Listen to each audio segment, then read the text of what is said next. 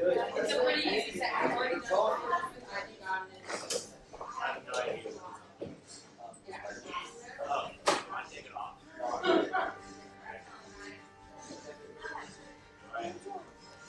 All right, these erasers are bad.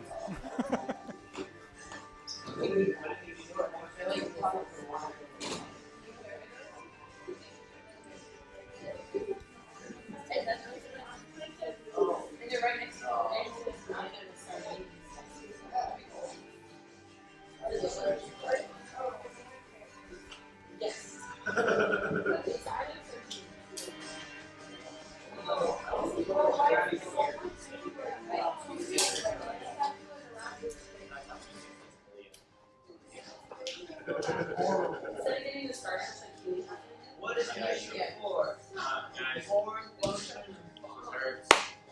I got his Spotify package. Anybody have a clue of how you guys usually get these clean if your erasers don't?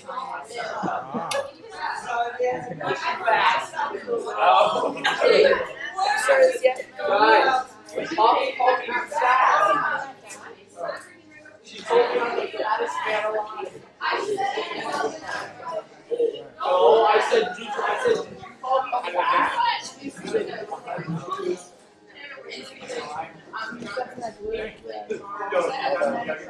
All right.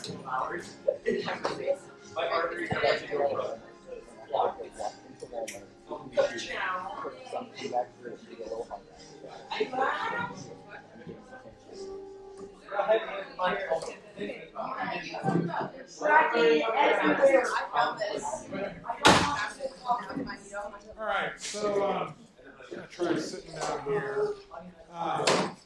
We'll start, and I think we'll cover some of these things in this first. We'll go through this relatively quickly, but when I just ask you the question, what is music for? Like, why do you think we have music? What do you think? Yeah. Or was that a hand up or no? You're just, okay. Why do we have music? Why does it exist? What is music? It is for worship. Of either self or. Okay, worship. What? Of either self or something else. Okay. So worship, what is worship? We'll get to that in a second. So, let's just talk about what is music. What is it? Vibrations. What? Sound. Which sound or vibrations? Patterns. Rhythms or patterns. What else? Emotions. So this is what's interesting to me is that music is a combination of math, science, something vibrates at 440 times per second. Anybody know what that equals? A. At least since when? Anybody know when that became A? After World War II. No, that is not a joke. Because there was a standard. If you go back prior to, I think it was 1930 something, every symphony hall in the world would have had a slightly different A. Because we didn't have the technology to determine what exactly 440 hertz was. There wasn't a hertz. Even the name Hertz is named after a person that invented a machine that could tell us now what is 440. 438, some people are really convinced that 438 is truly A, and that 440 is a big conspiracy designed to make us all sick. I will say this, I had a friend who made a record and he had to intonate all of his instruments. He wanted to do it in 438, maybe in 436. So that meant his whole piano had to be retuned and intonated, not just tuned, but intonated. Totally, we're not going to go down that rabbit hole. His guitars, everything, to make A different. But when I heard his record, even after it had been mixed, mastered, digitized, something felt more analog about it. And I asked him, I'm like, how did you do this record? It feels different. He's like, really? What does it feel like? And I was like, I don't know. It feels warmer. It feels deeper. It feels like it's got more low end, but not in a boomy, artificial way. I'm like, I said, you didn't do this in like 438, did you? And he just was like, I can't believe you heard that. Like, I didn't know that I heard it. Honestly, it was a guess. I don't think I have that kind of sensitivity. But music is a combination of science and math, which is a science. It's these physics things, but it's also ideas. So if you've got lyrics in it, there's an idea. But there's some music that doesn't even have to have lyrics in it to have an idea, right? Anybody ever hear about the Rites of Spring? Just the fact that they play a chord and it drives people bonkers and they run out into the streets freaking out, like terrified of a chord. Now, did that composer have an idea? You better believe he did. He was pushing. He was the punk rock composer of his age, and he was said, you want to hear something you've never heard before? I'm going to have the orchestra play a chord that's going to scare the snot out of you. A chord. There's an idea combined with vibrations and science and math. When you get into rhythms and cadence and tempo, you're talking about a confluence of all these things. Music, that's what, to me, now, again, when I'm 8, 9, 10 years old, I could not have articulated any of that stuff. But I just had a sense that this is different. Now, when I say music is holy, or you said music is meant for worship, why do you suppose we would have, and this isn't unique to Christians, right? I'm sure on this island, the people who lived here long before missionaries ever came from the West had a similar relationship and an understanding on an innate level that there was something spiritual about music, right? They used music for their religious ceremonies. Same thing with every people group in the history of the world. Why do you suppose that is?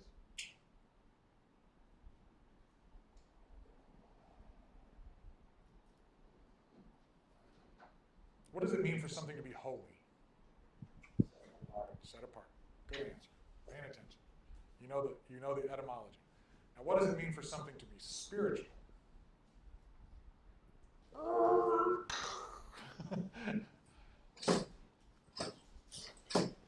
do you think? This is not going to be as easy an answer as what it means for something to be holy. Yeah. Would it be more of it influences the spirit almost? Like someone sounds so like it's something that's I don't really know how to express it all that well. I think the last thing you said is one of the closest things to the actual answer. I don't know how to express it very well. I think a lot of times when we get to where it's like, there's a rational, observable, scientific thing. There's a chemical thing I can say here. And then there's other things that are more on the realm of emotion and feeling and intuition, and we tend to call those things spiritual. Now, as Christians, we sometimes lump a whole lot of stuff into spiritual as almost like a brand. Like if it comes out of the Bible, it's spiritual. But the Bible also has Romans, which is highly logical, right? It's very logical. Does that mean it's not spiritual? It's given to us. We can interpret it. It has a spiritual impact on us. But when we talk about things, the whole world is full of spiritual things. And I think this is now we're getting into John's opinion territory. Whenever we're talking about spiritual things, you have to have a high threshold of tolerance for opinions and ideas and intuition and a little bit of jazz. I'm saying, I think that the reason most people kind of think of music as being inherently spiritual is because there's something magical going on between the science and the intuition. There's something that goes beyond just the math of the rhythm or the vibrations per the hertz. And there's something that affects us on a way that is emotional and intuitive, that's about our essence in humanity. So let's break this down. If music is spiritual, I think it's worth saying, well then what is it for? And I'm not saying there's one answer. It's kind of like you can use this fork for a lot of different purposes, right? Some good, some bad. So first, biblical uses of music. Now this is not exhaustive. If any of you are interested, I wish flying stuff it's so heavy, but there's an NIV Worship Together study Bible out there, and when you're back in the States, if you want to get one, I've got some still at home. I wrote 100 different Bible study kind of reflections for that Bible about, and there's a whole chapter in there that's about all of the instances of music through the Bible. We just don't have enough time to go through all of that today. But if music is a gift, and we believe that it is created by God, and not something, say, created by the devil or some weird gods like to trip us up, let's just assume that we don't think that. What is it for? What good is it? Aesthetic would be, it's meant to be enjoyed, and its beauty points us to God, right? You know, you understand the term aesthetic. So what are some examples of ways that music has had aesthetic value to you in a spiritual sense?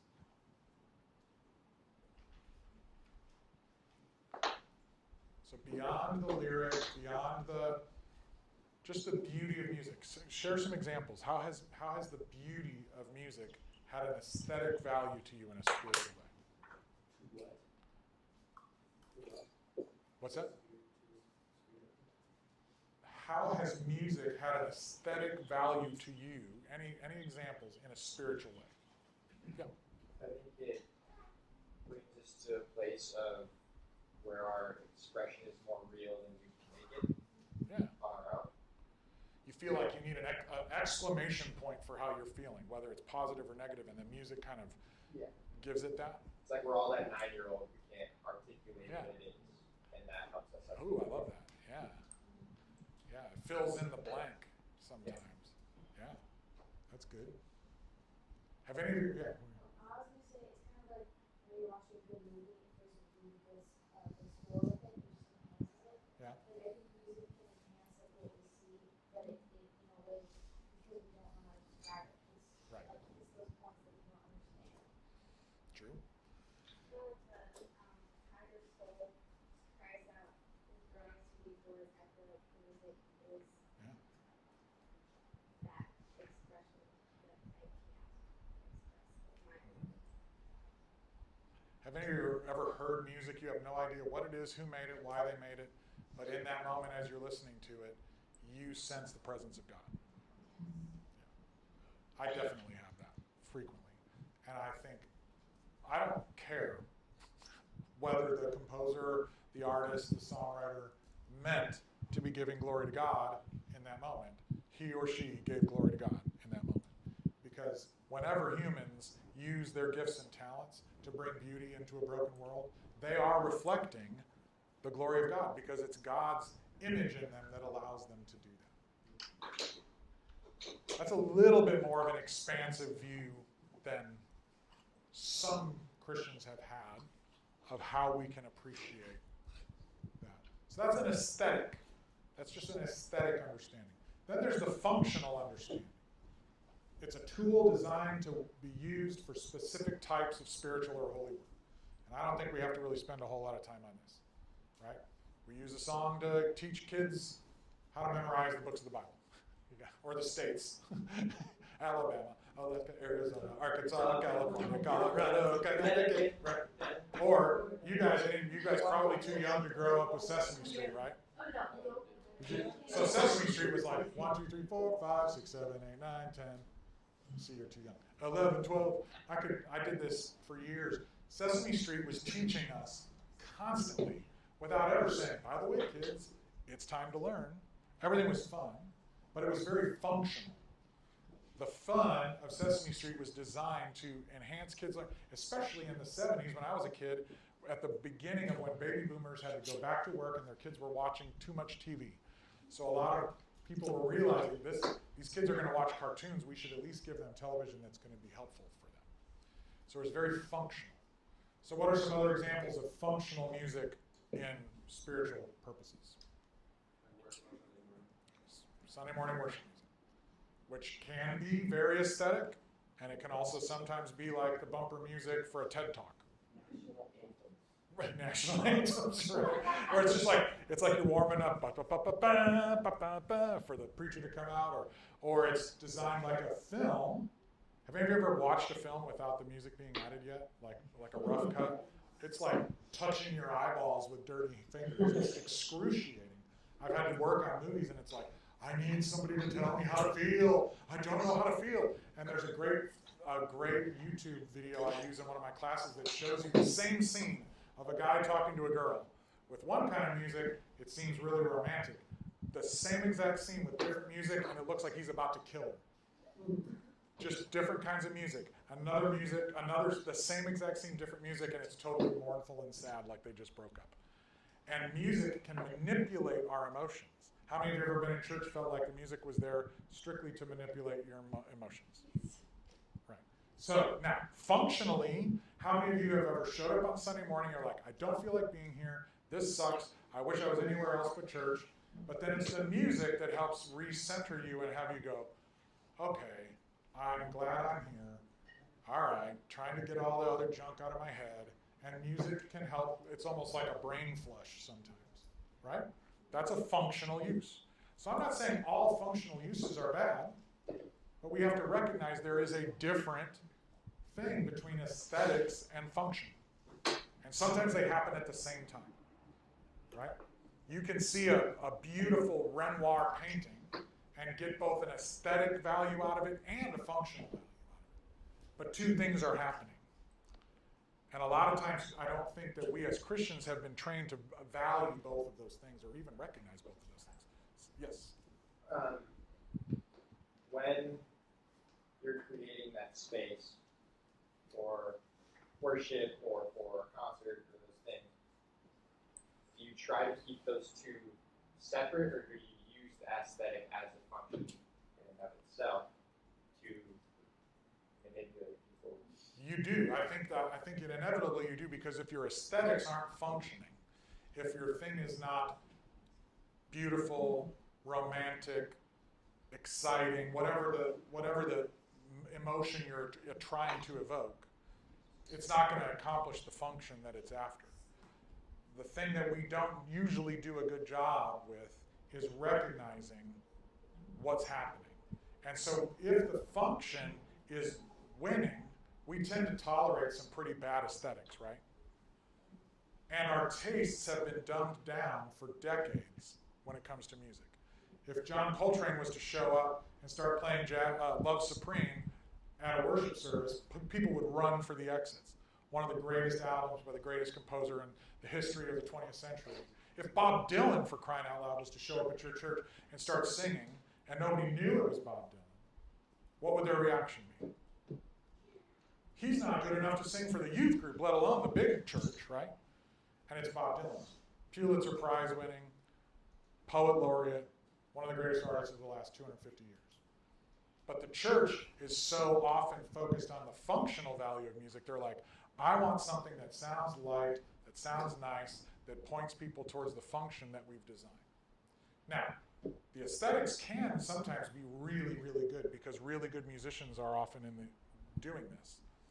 But you see how there's two things at work. So I'm not saying that all aesthetics are bad, or that walking into a church and having it just be an impressionistic painting with weird, ambient, cool, aesthetically awesome music is enough to accomplish the holy work that we go to church for. I'm just saying there's two things going on. At least. There might be other things. Does that make sense? Now, next, we got praise and worship. Pretty specific. We see that throughout the Bible. I don't even have time to run through all of the verses. The book of Psalms is an entire book, a psalm book, right? But we know that praise and worship is one of the, you mentioned it right off the bat, that's one of the first things we think about as a biblical use of music. Scriptures encourage singing and making music as a way to praise and worship God. Psalm 98, 4 and 5 is just one example, if you need proof for this. Somehow I have a feeling you guys don't need me to prove that. Psalm 100, verse 2, serve the Lord with gladness, come before him with singing. And I like that. I mean, for one thing, I'll never forget my mom always singing, make a joyful noise unto the Lord. Do you guys know this one? All ye lands, come before, or serve the Lord with gladness, come before his presence with singing. So, I mean, I'm sensitive. I like that melody. I like that song she sang. But serving the Lord with gladness, even the text there seems to remind us that something can change in our hearts about servanthood. We can serve out of duty, at least we're serving. But we can serve with gladness when we come before his presence with singing. Right? Now, did we think about that when we woke up and did our musical worship? That serving the Lord with gladness was our reason for singing, to come before him with singing? I didn't. Right? But sometimes we can go, there's a rich sophistication. The Bible's use of worship and praise and music is not as simple as sing a pop song chorus over and over again to open up for the pastor. Now, am I saying that in and of itself is wrong? No. Because we live in a culture, and all cultures have certain liturgies, and we're used to the idea of like music as bumper, as filler, and that's fine. But there's a lot in the Bible about the power of music on both an aesthetic and a spiritual way to change us, to shift our attitudes and our perspectives in the moment. So when I asked, and I think everybody was agreeing, have you ever gone to church and felt like, I wish I'd go to get coffee, I'd rather be surfing or whatever than this. And then you get there, and over time the music helps. This could be one example. Right? Now, teaching and admonishing. I think we know what teaching is.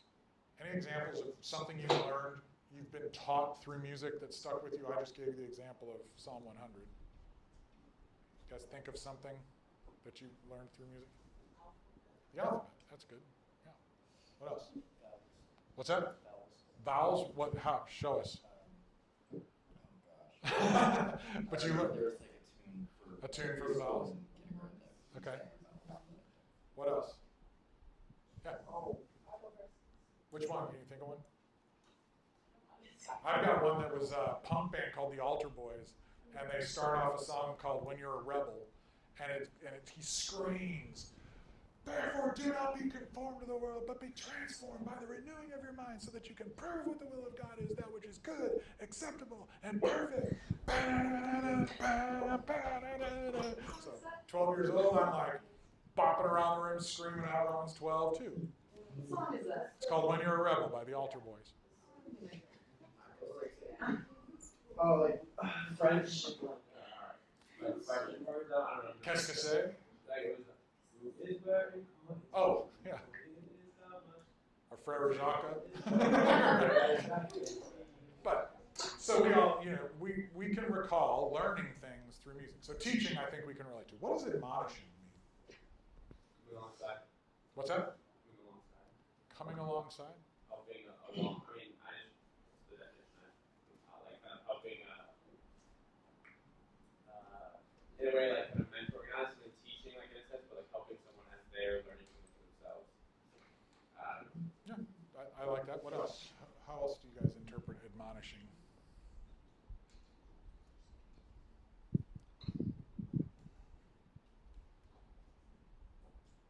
So this is a verse that comes to mind. Let the word of Christ dwell in you richly, teaching and admonishing one another in all wisdom, singing psalms, hymns, and spiritual songs with thankfulness in your hearts to God.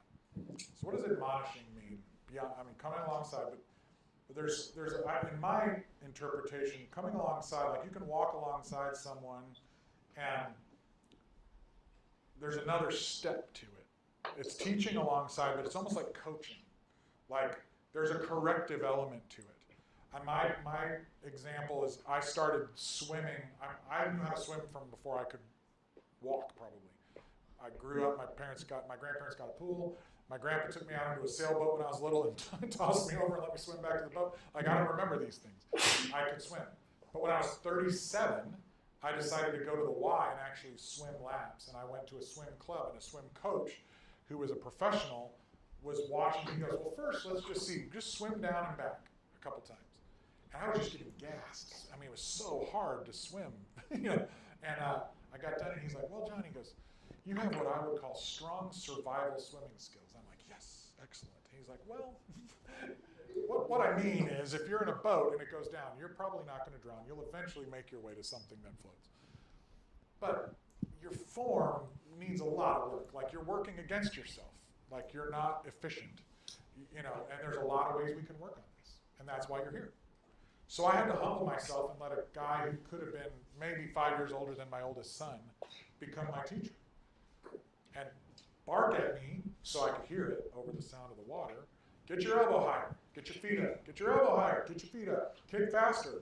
Like, there's 7 things to remember as I'm swimming that I never had to worry about before. He was admonishing me. Yes, he was. I like how you say walking on, because he's literally walking on the side of the pool while I'm swimming in the pool. And he's hollering out, correcting me as I go. It's different than teaching, sitting in a classroom looking at a diagram of a person swimming or memorizing the different strokes. He's actually hollering at me and barking out orders as I do it. But the results were incredible. Within a few months, I'm swimming 100 laps every day at lunch. It was nuts. And it's because of that guy admonishing me. Now, he wasn't doing it with psalms, hymns, and spiritual songs. Well, that would have been interesting to try that, yeah. What verse is that? This is Colossians 3:16. Thank you. Now, also interesting here that this verse says psalms, hymns, and spiritual songs, which is actually the name of when Michelle and I did a worship record, a gospel record 10 years ago, we called it Spiritual Songs by the Wayside. These are 3 different things. Most Christians just kind of think of Christian music. This one verse is saying, well, there's a difference, or else why would Paul have listed it this way? What's the difference between psalms and hymns and spiritual songs? Have any of you ever thought about this or worked on this, or what do you think? What's the difference between those things? So the psalm is kind of like a great example of the psalm in the Bible, where it's just kind of poetry and it's just writing, and like you could add music to it, or not. Hymns are like more of putting music to that. So if you think of going to like an older or a more traditional church where they have the hymn book, which is what I grew up on, it's like the very proper like way to read hymns, and the spiritual songs, I would classify more as just worship music that you find as well. What do you guys think of that answer? Let's break it down. Let's start with the last one. What would count as a spiritual song?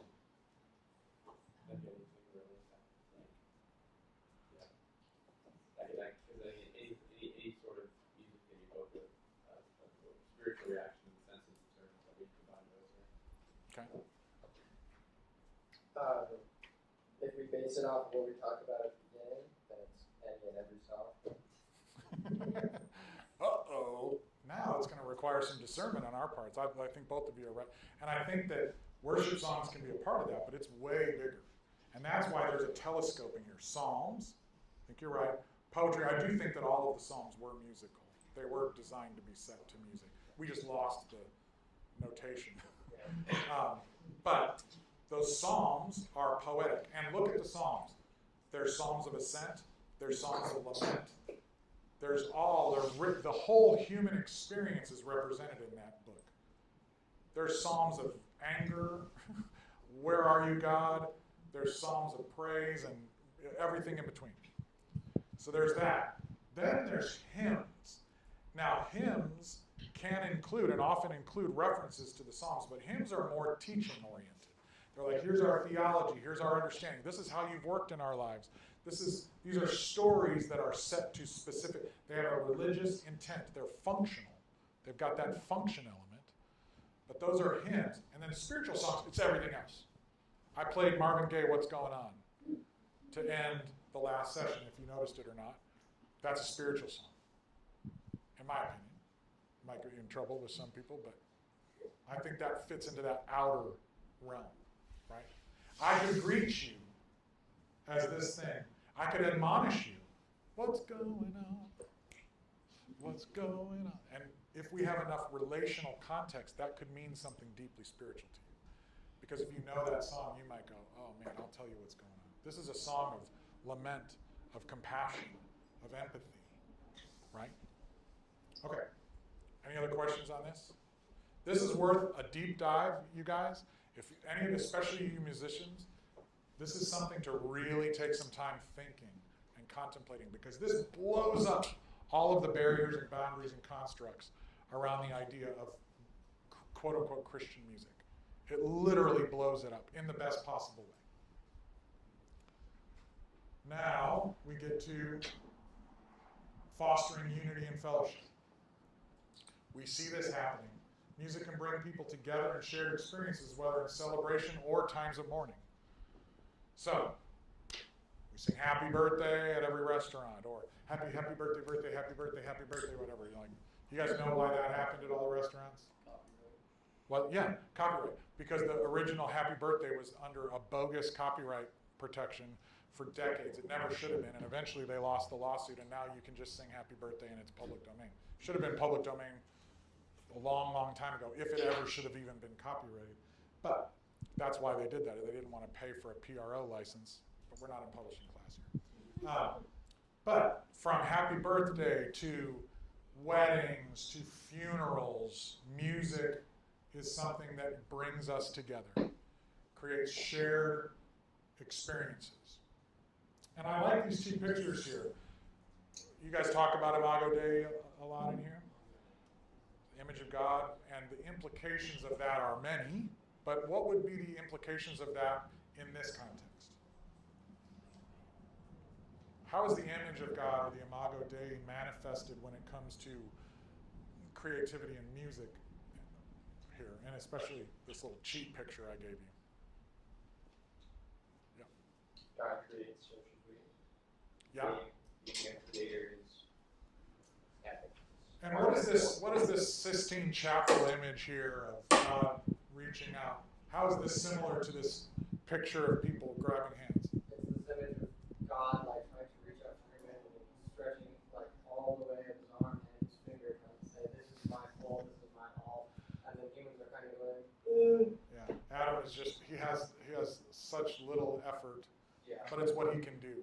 But it's still an attempt by the divine to connect with it's about connection, it's about community. And there's broken community. And music is one more way that community can be restored, which is ultimately what my novel is all about. It's this imagining of the restoration of community.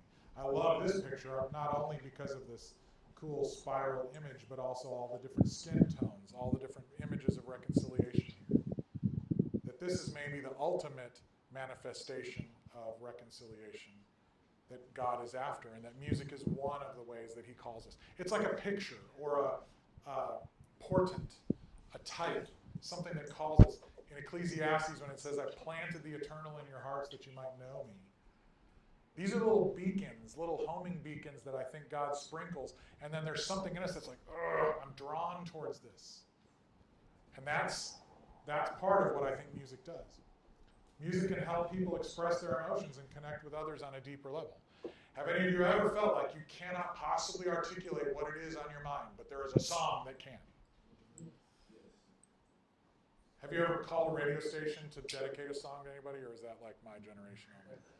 There was a radio station that played really cool alternative Christian music as well as mainstream music with spiritual stuff. I would call that DJ all the time. He got so tired of hearing from me, but he gets a kick out of the fact that he was one of the people that enabled me to have my career.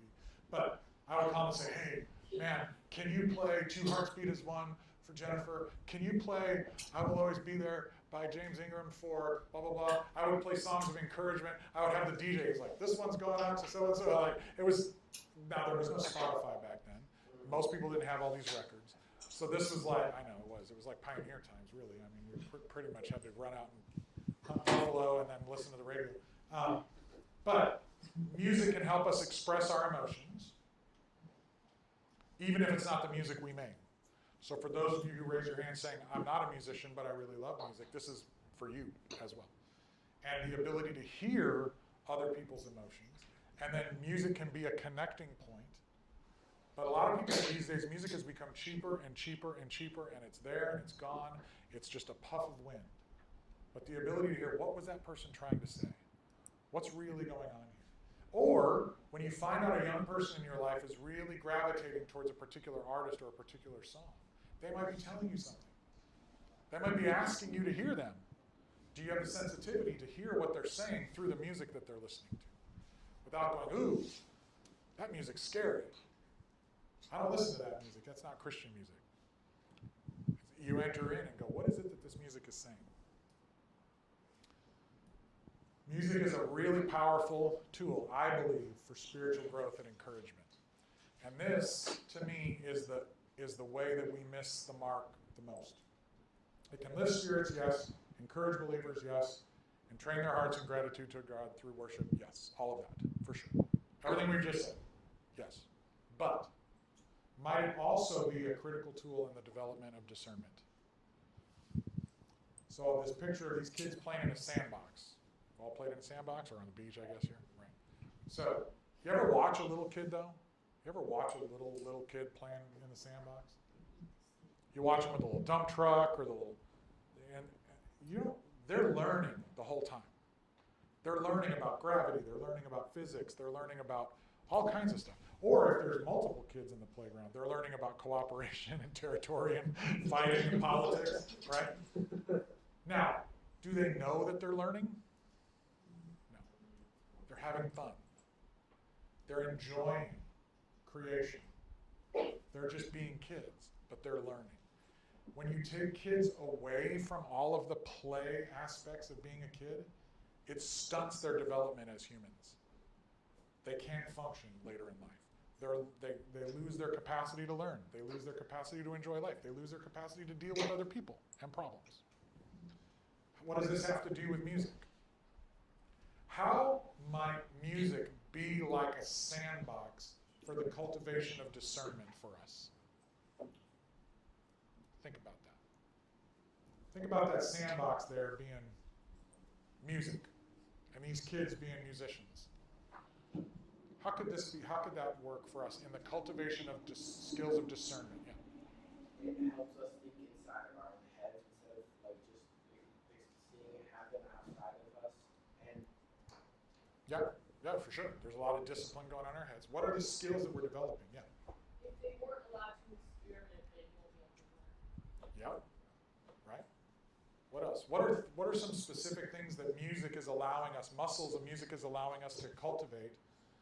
And again, this isn't just for musicians. As a fan, as a listener, what are some things that apply to discernment? Yeah.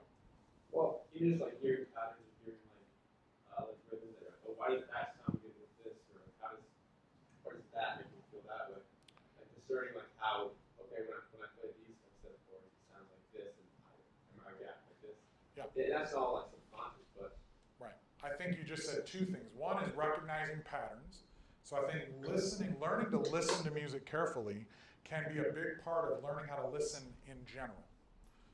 Most of us first learn how to talk, and we don't stop, right? And even quiet people, often the talking is just happening in your head. You might not have asked a question the whole time, but the whole time you're like, this guy, oh my God, would he ever stop talking? Like, there's an internal dialogue in quiet people, right? Yeah. It just doesn't come out. So music can allow us to learn how to listen and recognize patterns. A good listener is a good listener. And if you're looking for an interesting conversation about this, on my podcast, I had Buddy Miller, who's one of the best Americana producers. He's worked with everybody. He's an amazing guitar player. He's one of my favorite artists. And he is recognized as a guy where they say with big ears. He has big ears. He's a great taste. And I asked him this. I said, do you think that having good ears as a musician has anything to do with having good ears as a person? And he just goes off on this really great little soliloquy. So I would encourage you to listen to that. Yeah, I have a podcast called the True Tunes Podcast.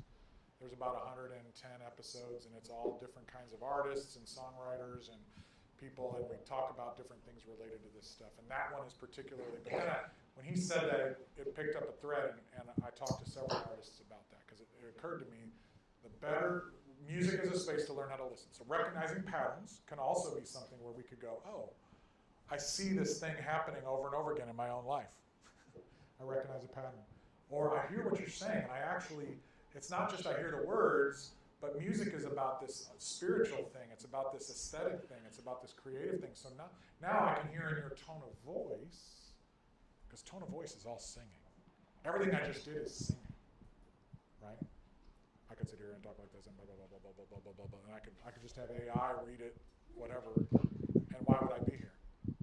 But tone of voice and pacing and dynamics, when someone is telling you what they're thinking, but you cultivated your ear through careful listening to music, whether you're a musician or not, you can then learn what's going on behind those words. What's really happening here? So I really think the third thing, which you were getting at, is discernment. Ultimately, all this comes down to discernment.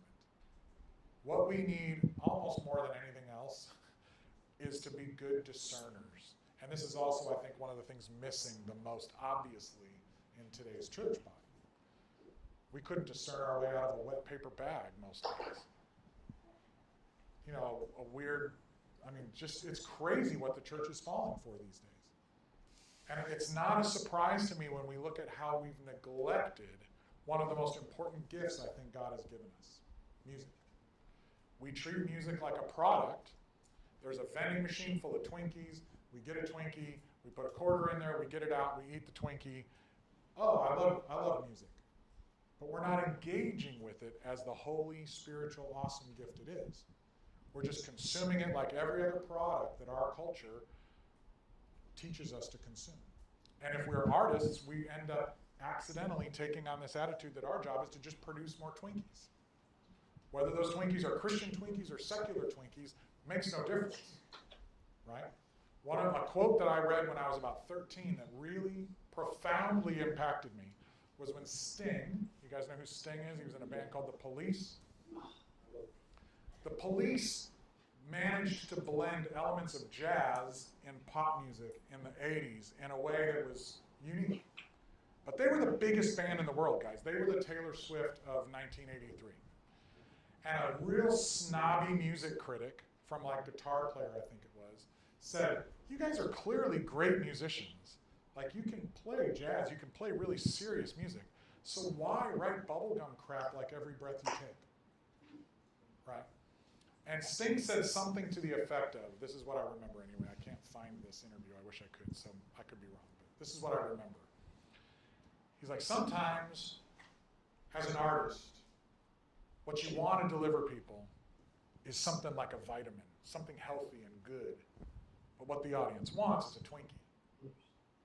And so your job is to tuck the vitamin into the Twinkie. And I thought, oh, okay. On one level, I get it, and that's cool. And then later on, I'm like, that kind of sounds like a lot of Christian music. It's like, I'm going to tuck the gospel into the Twinkie and trick people and think that somehow the vitamin, the gospel, is going to sneak its way into their bloodstream and get them to heaven. Like, what if instead we said no to the Twinkie and we offered something more substantial, more beautiful, more lovely, more awesome, more life-giving, more holistic, and then when people tasted this, they never craved another Twinkie again. What if we could do that? What if maybe Sting was onto something? Because he's like, as an artist, I want to give them something good and true and beautiful, something valuable, and what they want is crap. He's right about that. But maybe his compromise, although it created some freaking brilliant songs, I love The Police. But what if instead it's to go to the holiness of this thing and to say we need to transcend, and Christians should be the ones creating the next rites of spring that just scares the snot out of people on one level, or leaves them all in a puddle of tears the next minute, or laughing their brains off, or whatever it is, because we're not offering just another Twinkie with another vitamin shoved into it. We've come up with something completely different and satisfying. Yeah. Well, I think that's also a beautiful picture of like how God kind of perceives us, where He's like, I want to give them this really good thing, but they crave the Twinkie. Right. Oh, sure. All of this is just echoes of the same problem. So I want to wrap up this section with these two things. A couple of verses. James 1:17.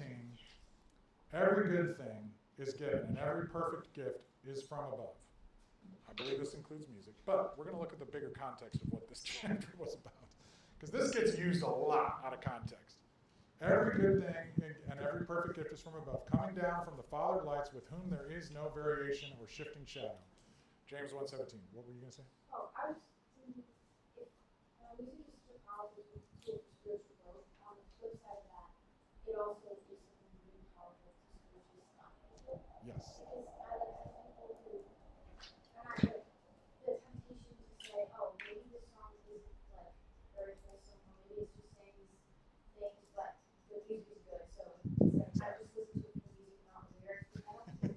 It doesn't work that way.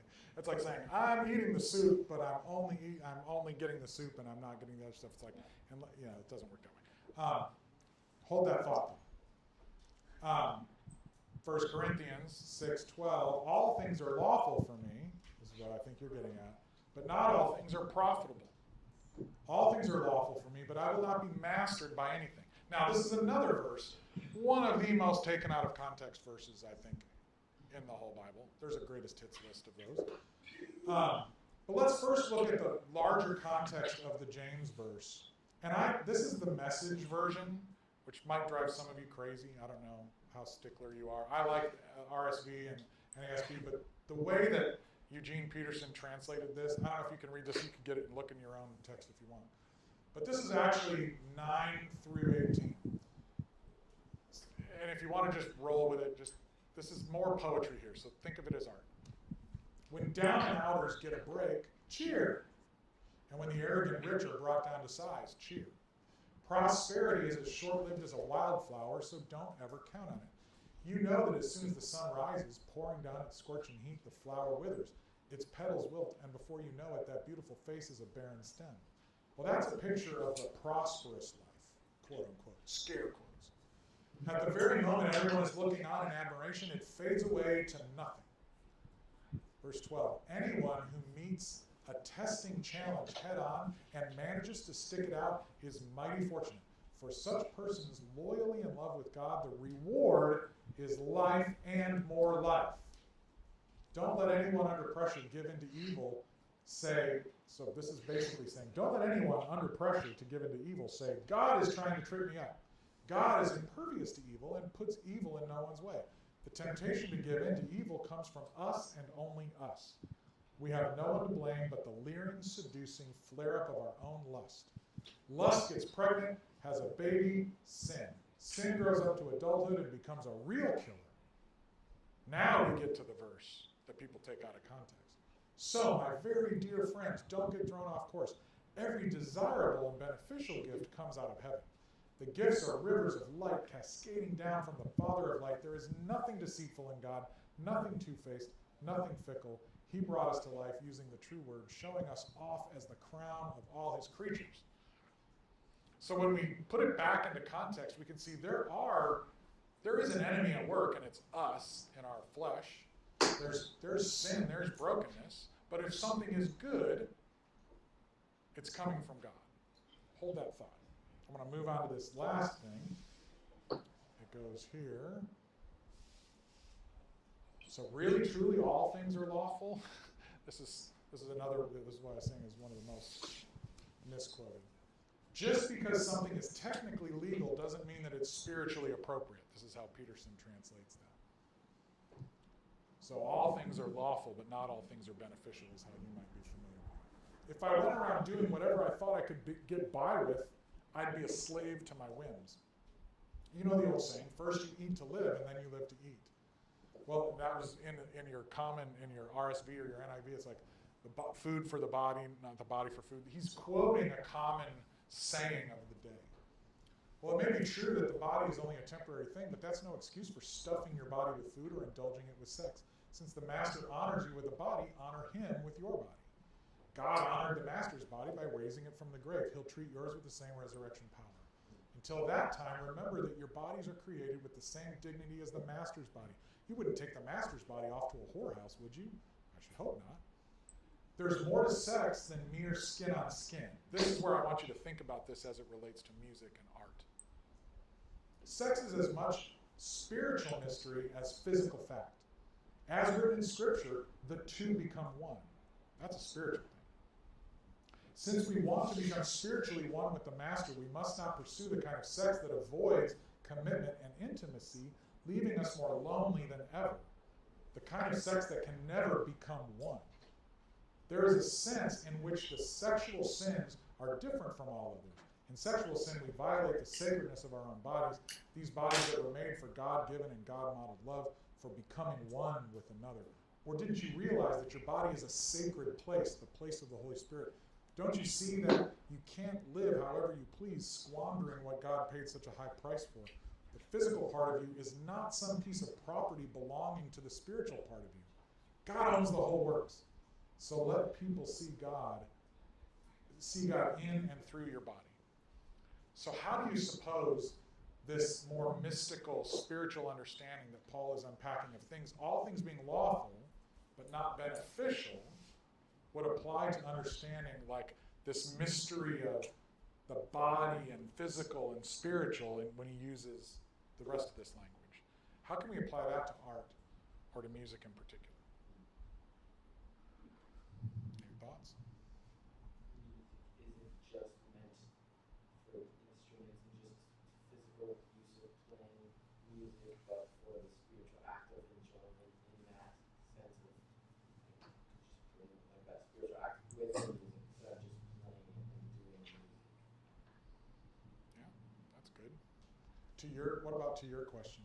You were talking about that idea of, this is why I held you off a little bit, because you were rightly leaning into this idea, well, music is so spiritual and so powerful, there's probably a dark side to it, and that was something written on the board earlier too. So, is there anything in here that's kind of pointing us to that? All things are lawful, but not all things are beneficial. Or here, even if something is technically legal, doesn't mean it's spiritually appropriate. What is Paul telling us about this? What is your mind to things that are going to bring closer to God, not things that are going to drive you away from Him, or even just keep you psychologically or just trying to run forward? Yeah, we have to expand our understanding of this, not reduce it. Legalism is about reducing everything down to the law. So Paul is saying, technically, if you're going to go by the law, all things are lawful. Because that's how grace works. So let's think bigger than the law. Let's think what's most beneficial. What's the holiest, most incredible, mind-blowing use? And it's not about reducing things down to legalistic terms, like what's Christian and what's secular, or is this appropriate or inappropriate for use in the church. Unless you're thinking, what is holy and set apart? And have we really cast our imagination as wide as possible for what that could be? Let's go back to psalms, hymns, and spiritual songs. Are we able to go find that holiness anywhere and recognize it and engage it? Whether we're artists creating it, or if we're fans listening to it, or if we're teachers using it, or if we're parents and our kids are coming up and we're saying, I'm going to honor and shepherd and admonish you as you walk on your path. Fear is what keeps us in these lanes that says, here, I'm going to make a Christian version of Lady Gaga so you don't have to ever learn how to discern anything for yourself. We'll keep the training wheels on your bike forever. And we'll put a big old helmet on you and we'll wrap you in bubble wrap and you'll be fine. We'll just puff you all the way into heaven. And that is not what Paul is talking about here. If art is a sandbox in which we learn how to discern, we do ourselves and the rest of the body we're called to be members of a great disservice by neglecting full engagement with it. Again, whether we are artists or whether we are the rest of the body designed to serve artists, right? So this applies to all of us here. Whether that's actively in ministry or someone that's called to go out into the culture and be an ambassador for beauty and grace in the mainstream culture. Doesn't matter. All things are lawful, but what's beneficial? I blew right through the break. So, any pressing, urgent questions? Can we take a 5-minute break this time? All right, 5 minutes, and then come on back.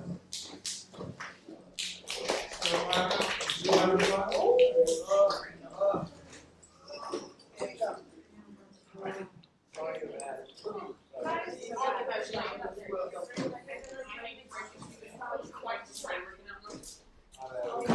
Reading on Sunday.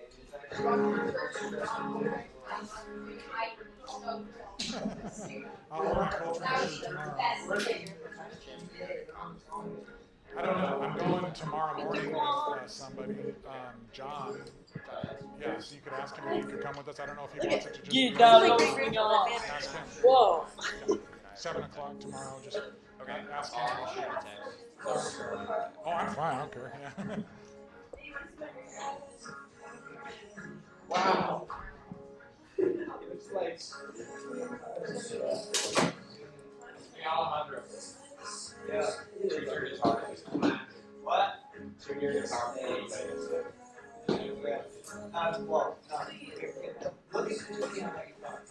stream. Yeah, it's not free, but I mean, I do think that. I do think practice is Sometimes. I always choose to grab some water. I can read it all. Other than that, it's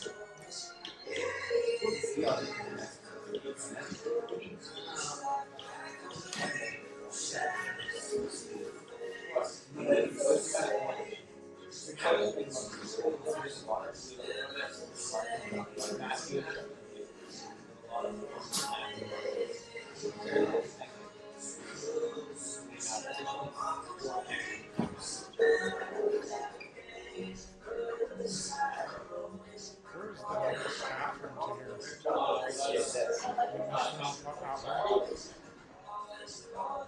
kind of fun making visual representations as well.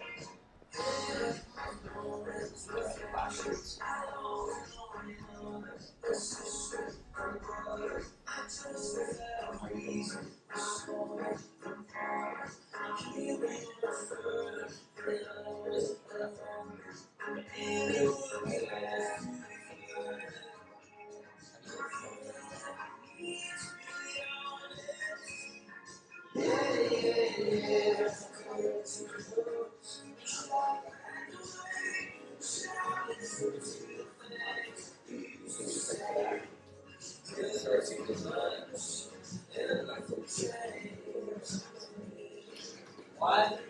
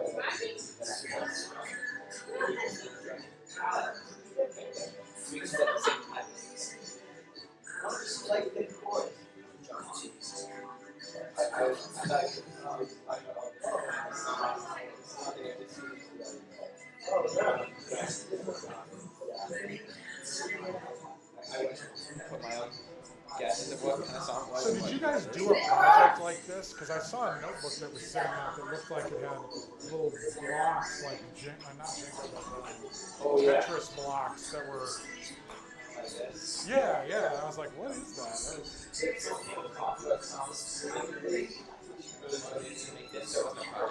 I want. And then this, Megan was the other one who had this. And we both kind of unknowingly of each other made this.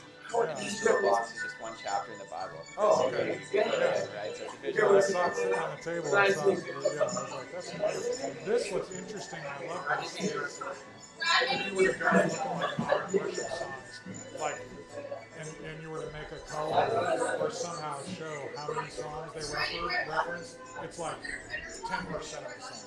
they all refer to the same 10%. They're not dealing with the whole thing. Yeah, because people don't want to hear about doubt. They don't want to hear about fear. They don't want to hear about all of that stuff. They just want to hear about, the good parts. And so. 59 of the songs are the main theme, somewhat half and half.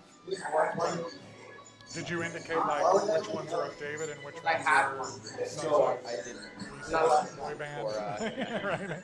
Yeah, that's great. That's really cool, man. Yeah, that's great. I like visualizing. Yeah.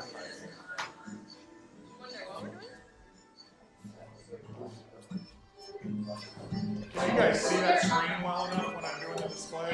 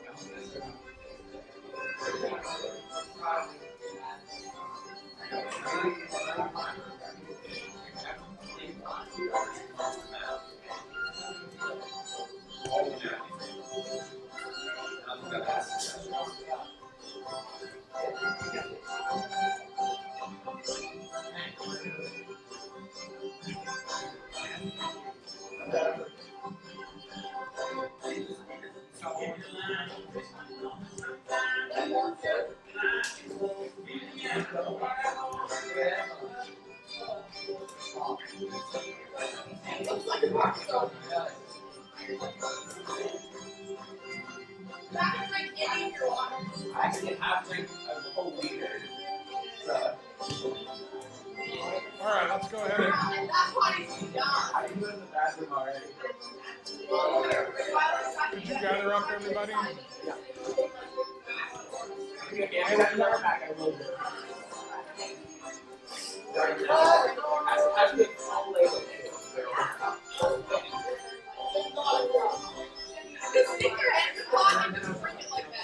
I did a little bit.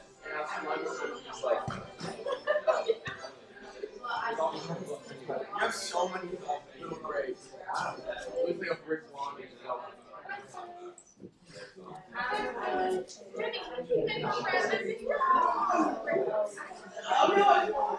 You do?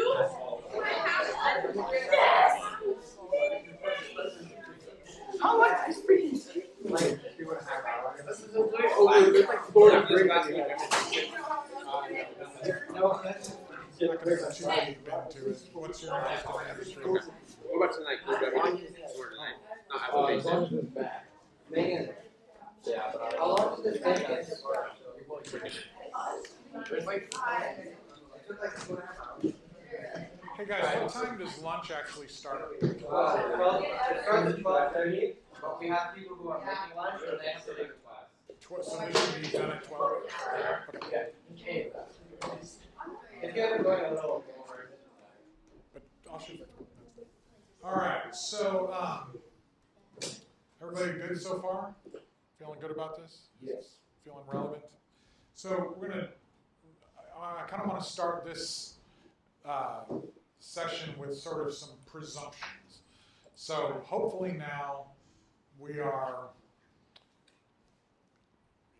Everybody here is either a creative, a songwriter, an artist, or a producer that's looking forward to saying, okay, I want to figure out how I'm going to use my talents and gifts to create meaningful work as a person of faith. Right? That's one group. The others are people saying, I'm either going to be in ministry or I'm going to be working in the industry and still be a member of the body of Christ. And I want to know, how are the creative people functioning and not functioning? Like, where is the dysfunction? How can I be supportive? And sometimes, how can I actually lean into this for the benefit of my community?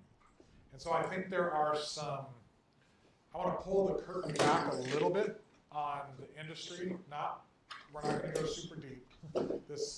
What you see on the screen takes about 2 weeks of full-time classes for the students. We're just going to touch on a couple things. But I want to start with this idea of what is the music industry. And a few quotes that I like to start my semester off with my music industry majors. Pablo Picasso, not exactly somebody that we would think of as a great spiritual leader, but definitely a great artist, said the purpose of art is washing the dust of daily life off of our souls. I like that. Anybody ever feel like art, whether it's visual art or music, has washed the dust of daily life off your soul? Or as an artist, do you feel like you'd like to provide that service to people sometimes? Stand there with a big old hose and... George Bernard Shaw, without art, the crudeness of reality would make the world unbearable. This I definitely resonate with. Elia Kazan says the writer, when he is also an artist, is someone who admits what others don't dare reveal. Now we can substitute, the principle here applies to other artists. But Kazan has a very important caveat here, because he says the writer, when he is also an artist. So what does that imply? There are writers that are not artists. There are writers that are something else. So we'll get to that in a minute. But if the writer is functioning as an artist, they're willing to reveal something that others don't dare reveal. That's a good calling, I think, to live up to. And I love this one. Walter Savage Landor. Music is God's gift to man, the only art of heaven given to earth, the only art of earth we take to heaven. Now, frankly, I don't know what the theological or biblical justification is for taking this to heaven. Like, I don't think I get to take my CD collection to heaven. I did beg Jesus for that, and then CDs became, like, I'm pretty positive I can't take my Spotify playlist to heaven, because we all know that that is definitely of the devil. But, so I don't want to like belabor this as some sort of like underline it twice and capitalize it like this is, but the spirit behind it I can resonate with. And I do think this idea that when God gifts us with something holy, and then we get to play with it in the sandbox, and we offer it back up, there is something there to this. And then it all starts with a song. This is like Nashville's motto. You don't get records, you don't get anything without a song. That underlying composition. Some songwriter or songwriters worked until the song was there. Now, sometimes the songwriter is also the artist. In a lot of cases, it's not. But it all starts with a song. And for us, I think we can read a lot into this. To me, there's a song that has been sung over all of us from before the beginning of time. Go back to Genesis and look at Genesis 1 and think about the Spirit hovering over the darkness. There's a song being sung over us all. We're just echoes of that song, guys, right? So when we start thinking about Twinkies and vending machines and vitamins, there's a higher calling for this stuff, and that's what I'm hoping to inspire you to. But just a few quotes that I like. Industry. When you hear the word industry, what do you think of? Money. Money, money, money, money, money. What else? Corrupt. What else? Machines. Yeah, I put some pictures of machines. I don't know what those machines are, but they're pretty impressive looking. What else? Boring. Boring? Boy, I should be writing these things down. This is bleak. Yeah. I think like a big thing that's like you can't change, but everybody wants to do it. Monolithic.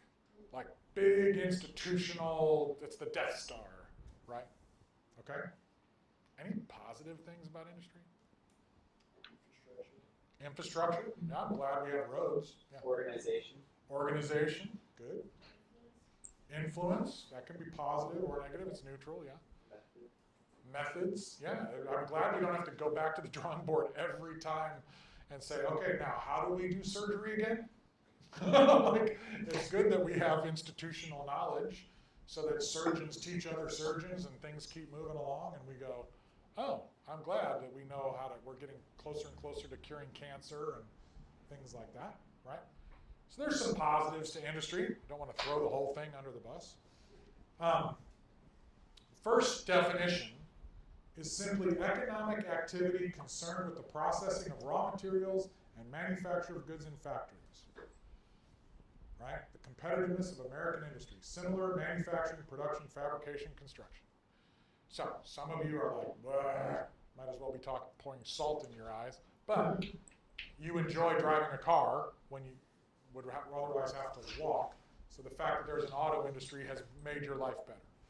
Sometimes you like the fact that you're in a room that's air conditioned or heated, right? There's ways that our lives are pretty posh thanks to industry. There's also industries controlling and manipulating and screwing up all kinds of things, polluting in every possible way, polluting our politics, polluting our environment, polluting our minds. Industry is neutral. It can be used for good. It can be used for bad. It's also, though, just means hard work, as in the kitchen became a hive of industry. Industry just means you're working hard, right? So the music industry, I've come up with this working definition that when we talk about the music industry, it's a complex web of diverse companies and individuals that coexist in an ecosystem that has evolved to manage the intellectual property rights, performances, and ancillary products that flow from the work of songwriters and artists. I know one person right here who's really excited about this. Anybody else find this really interesting? Okay, cool. What is ancillary? Ancillary means all the stuff that kind of surrounds something. So if you say like, basically intellectual property rights are or IP, that's the stuff that creative people generate. So songs, compositions, records, movies, but in this case we're talking about songs, both the underlying compositions, the melody and the chords, the lyrics, that's the composition. And then the recordings, those are the primary IP assets. But then what are some ancillary things that flow out of that get bought and sold? Well, CDs and records, vinyl, all that stuff, but then what are some even tertiary things to that? Primary, secondary, tertiary, that's all that means is like third out. Merch. T-shirts with lyrics on it. Bobblehead doll of John J. Thompson with, whatever, like that would be a tertiary. That doesn't exist. I know you're all clamoring to eBay to find one of bobblehead of me. Doesn't exist. But all of those things, when you license music to put it in a film, when you have any kind of other income that comes from the primary assets, we would call that ancillary. It's additional to. So essentially, the music industry is just that. It's just a network of companies, individuals, relationships that are monetizing intellectual property and the stuff that flows from it, which is primarily live music, recorded music, and licensed income. It's not that kind. Now, it becomes complicated when you see how this manifests itself. But that's really the issue at play. Everything else you hear about, record companies, publishing deals, managers, they're all part of that matrix, that ecosystem. Okay? Now, there are some inherent challenges, and this is what I want to really talk about for a minute here. How many of you have ever pondered the old art versus commerce conundrum? Anybody? So define that. What's art versus commerce? What's the tension there?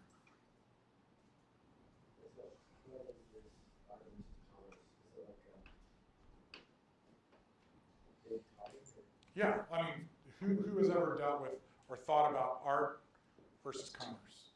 Is it like when you like art for art's sake versus art for money? Yes, art for art's sake versus art for money. So this kind of goes back a long way, and it's pretty common to say, on one end of the continuum, you've got art that is just purely creatively, aesthetically art. And I don't care at all if anybody ever buys it, sells this thing, man, I'm just an artist. Anybody ever see art like that and you're like, what in the world? Or it blows you away. But maybe it blows you away and your best friend is next to you going, what in the world? That is the dumbest thing I've ever seen. So some art is way out there. No commercial instincts. Now, all the way on the other end of the spectrum, you've got the commerce side. What's another word for that? Commercial. What's examples of that? Being commissioned. If you're commissioned to make something, that's true, but you could be commissioned to make I mean, Michelangelo was commissioned to make the Sistine Chapel, so just having a commission isn't inherently all the way over here. It could be somewhere on the spectrum. But what's way over here? Disney movies these days. Okay, I mean, but I watched Moana. That's not that bad. I'd say that's over here. I watched it on a plane. I'd never seen it before. My granddaughter loves it. Advertising. Advertising is like, I don't care about art, man. I just want to sell a freaking cheeseburger. Right? You write me a song right now that makes people want my cheeseburger over the 900 other brands of cheeseburgers. Mine is the best, and it's your job. I'll pay you $10,000 if you can write a jingle that will sell my cheeseburger. Right? Doesn't care about art. It's about commerce. Now, the art versus commerce conundrum is common. Every artist faces this. And I'd also say it's kind of pedestrian. It's a little bit junior high. Because there's a third aspect of tension that most people aren't even thinking about, that I will now reveal to you, my young Padawans. But this thing is important. This art commerce thing is important. Because artists want what? What do most artists want? What? Publicity. They want to be known. What else do they want? Influence. They want to change people's minds. They want recognition. Probably want some money. They want to be able to make their art. They want to continue to have a job, right? And unless they're living at their parents' house forever, which would be a form of like a commission or have a patronage, they need money, right? So they might be way over here in artist land, but they got to step over here gradually into commerce land. And sometimes it's really reluctant. They're like, ugh. But over here, someone's like, hey, I'll give you 10 grand to write a really dumb love song to put in this stupid movie. And they're like, no. Because you're way over here and she's way over there. But if she's been gradually kind of going, well, I could go a little over here and I could go over, all of a sudden it's like, okay, yeah, I could do that. Now, some people are really smart about it. Some artists that I know, their main art is kind of controlled. Maybe it's more like over here. But then they create a fake brand of themselves that's not their own name. And they use that for making film and TV music because they know that stuff's not really on brand for them. And they license that for sync stuff, for film and TV stuff. And then they get money that they can channel into their art, right? But what do you suppose the third? So if this is art, and this is commerce, what do you suppose the third point of tension is? What? Political kind of, what do you guys think? Advertising would be under commerce. What? Propaganda. I'm going to call it agenda. You guys are both right. But agenda is a little bit more of a neutral term. Agenda is when someone is like, I want to use, so this person is over here. Or maybe they're out there, I don't know. Stage is not. But there's a three-way tension here. There's someone who's like, I don't care about the money. I'm going to use money. I care about, I have an agenda. If it's purely about making money, then this is a commerce play. If it's purely about art, it's an art play. But what are some agenda things? You said one. What was it? Politics. So some people are like, this is all about a political thing, and I will spend whatever it takes to use something creative to advance my political agenda, right? They're going to use both of those other two poles to advance this. What's another agenda? What? Say it louder. Religious. We don't like to think of it because we're one of them, but yeah, that's an agenda. So religious people will say, I don't care as much necessarily, like I'm not doing this primarily for artistic reasons, and I will invest money in it if my religious agenda is advanced. See what I mean? I know lots of people that are like, I'm an artist, man. I just want to make cool songs. I want to impact. I want to have impact with my music. I want to make a living, whatever. I just want to be an artist. And I'm willing to sign a deal with a record label and compromise a little bit to make stuff that's commercially viable to reach my audience. And then a Christian label or a Christian company or a church even comes along and they're like, ooh, she's got, like, I'm not pointing at her, I'm pointing at my bag. this person over here has the potential to help us advance our agenda. So we will invest money in using this person. And this person goes, oh, wow. So if I lead worship at the church, and if I do this, and if I do X, Y, and Z, I will get on a stage, and then I can make money, and I can have a fan base, and I can... They don't necessarily see it as the same, as obvious as a compromise as someone saying, take $10,000 and sell my cheeseburger.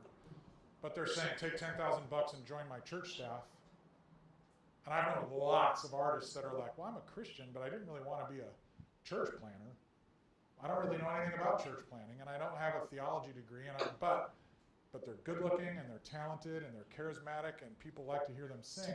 And so they find themselves being tempted in this direction, and the agenda piece pulls it in. Politics, same thing. There's all kinds of agendas you got to watch out for.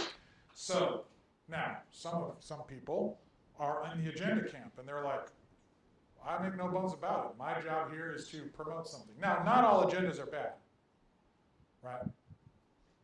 If my agenda was, I want to commission the best songwriter in this room to write a song to convince kids not to vape.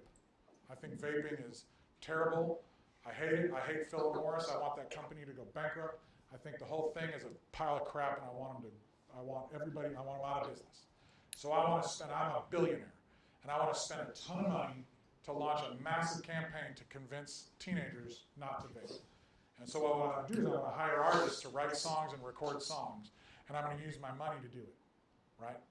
What would you call art that's using money to advance a particular agenda like that?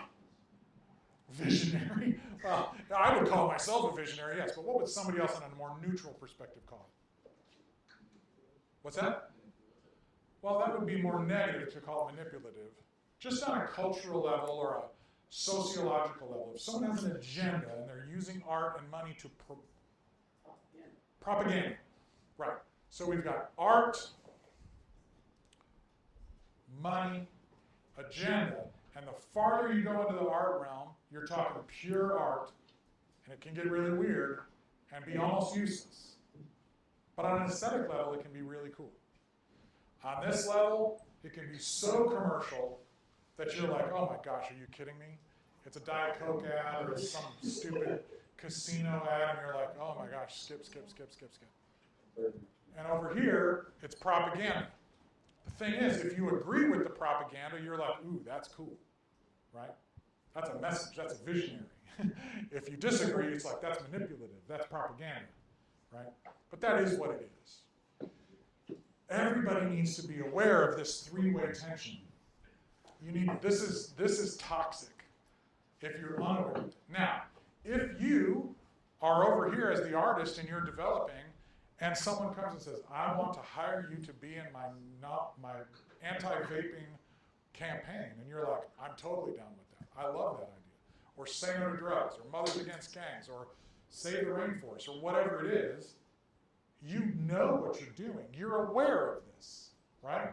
All of the 3 points of the tension are lit up. You're acting with integrity.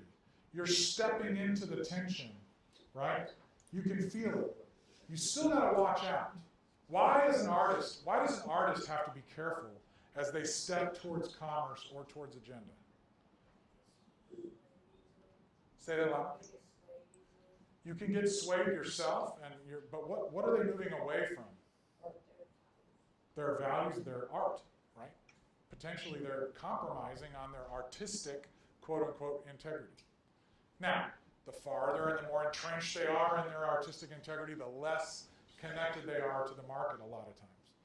But so there just has to be, there's a level of sophistication and maturity that has to be at work. If somebody over here, a lot of business people are oblivious to the needs of the artists. It's not that all of them are purely evil, some of them are.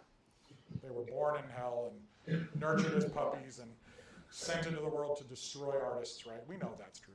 But most of them are not that way. Most of them are just ignorant. They just don't realize that when they're saying, hey, what's your name again? I'm going to pick on Nina all day. Nina, right? Nina. I'm going to pick on Nina because she's not here and can't defend herself.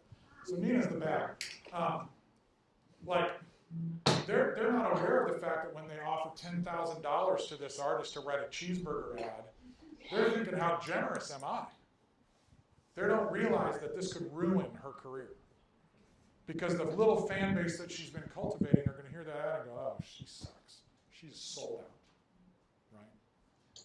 Same thing with the propaganda people. If your fan base is on board with your propaganda, they're like, yeah, we hate vaping too. We like the rainforest. But now all of a sudden you're like, oh wait, I'm on some political thing and I didn't mean to be here. Like, I got on the wrong bus. And now your fan base is like, we're gone. We're out. So you got to be really aware of this stuff. Bonus problems. Is there a difference between being an artist and being a performer? What is the difference? I saw you nodding enthusiastically. I just think that when you're an artist, it's like you have a kind of intrinsic drive to like put something out there and create. A performer can take art that's not theirs and make it, you know, and pump it up and make it theatrical and kind of. So are theater actors not artists? Well, I feel like a performer is more of like a salesman for art, and an artist is someone that's just like a creator. Who agrees with that? Who wants to push back against that? I think that it uses that kind of, like, it's simply like where your focus is directed.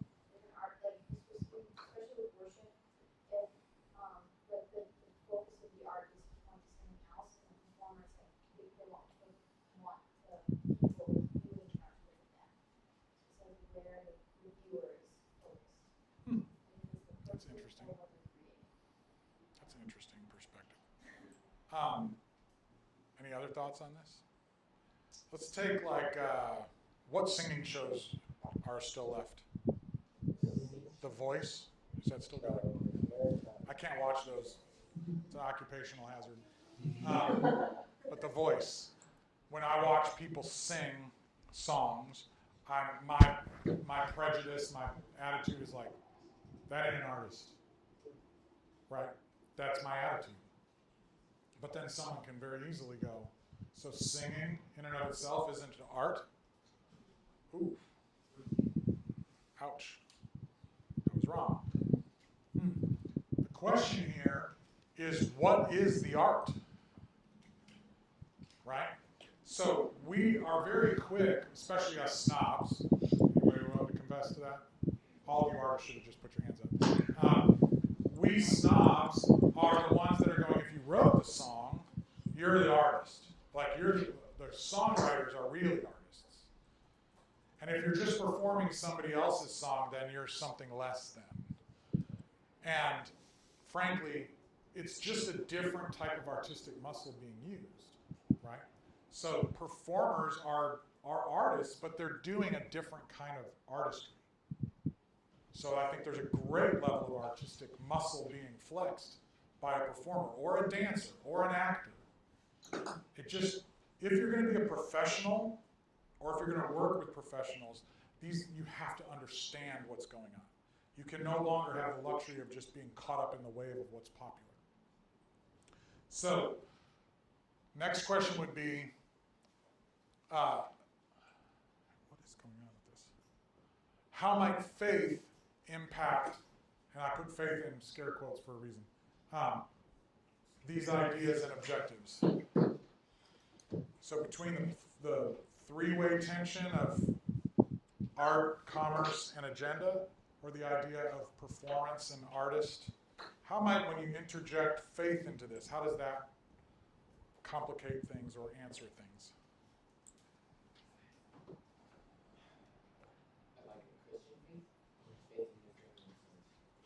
If you want to approach it from a Christian faith, you can. I don't want to be presumptuous, but I think it would apply.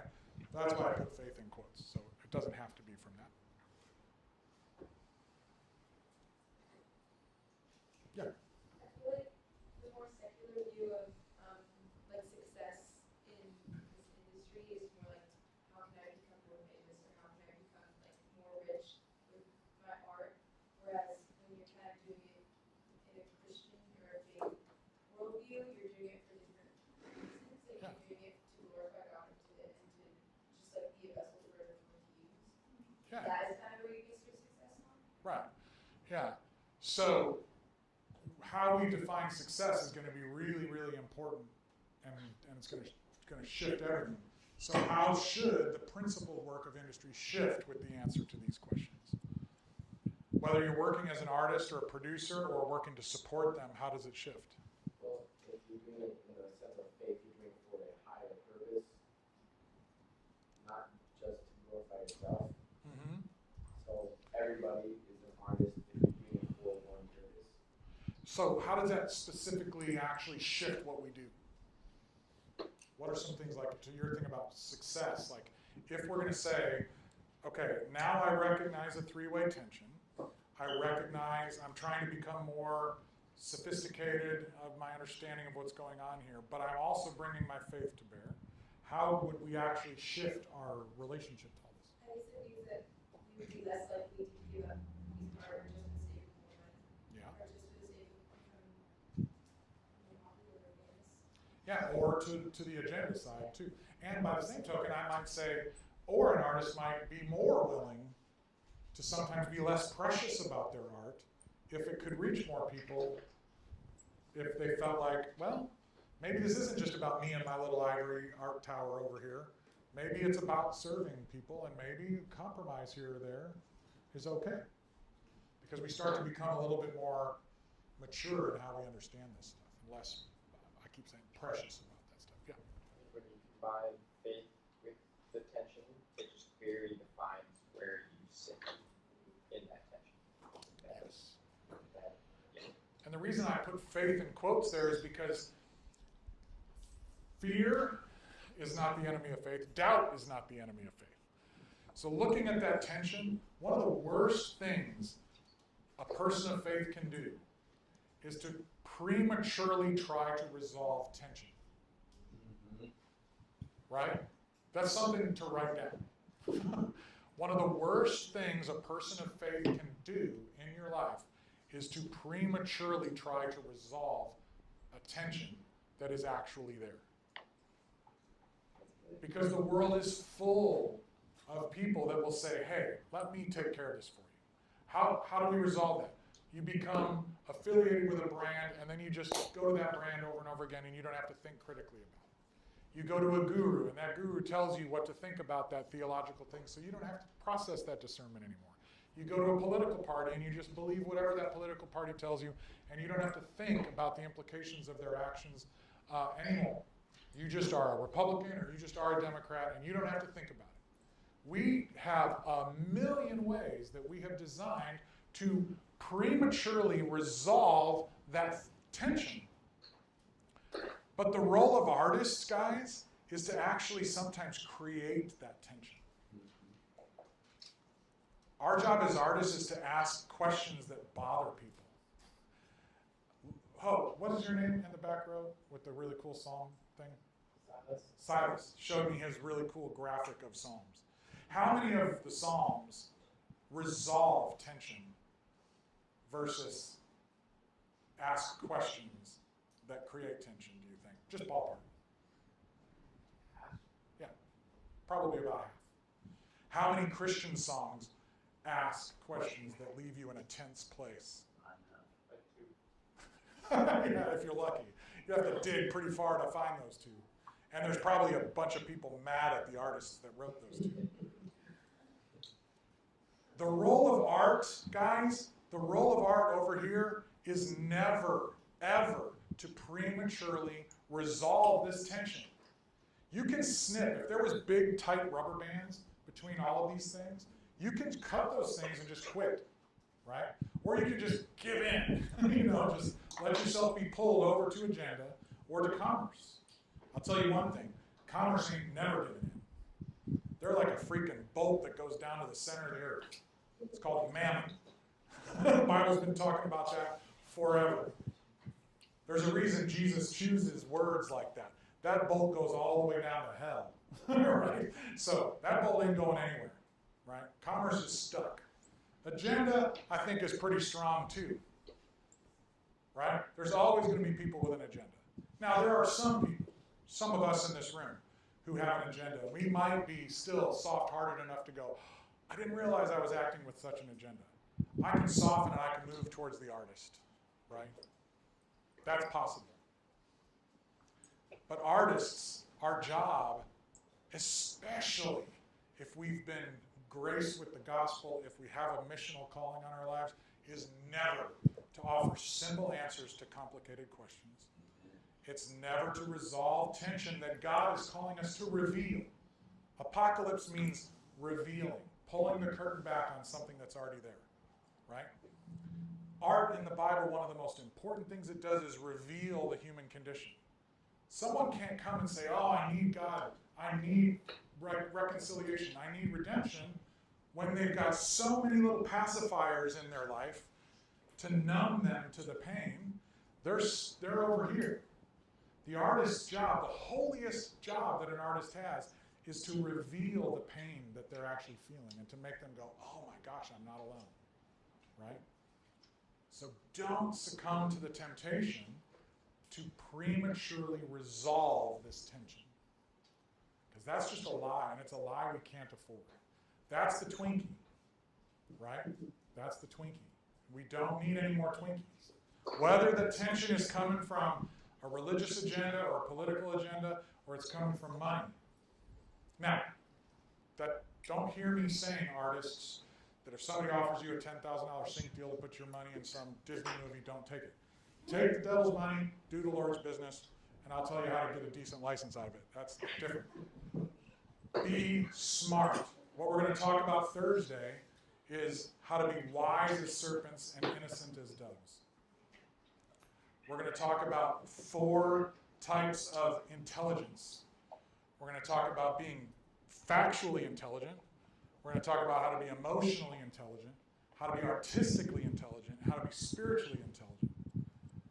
And then how that all weaves together into being countercultural instead of subcultural. So that's all Thursday. So, but, any questions?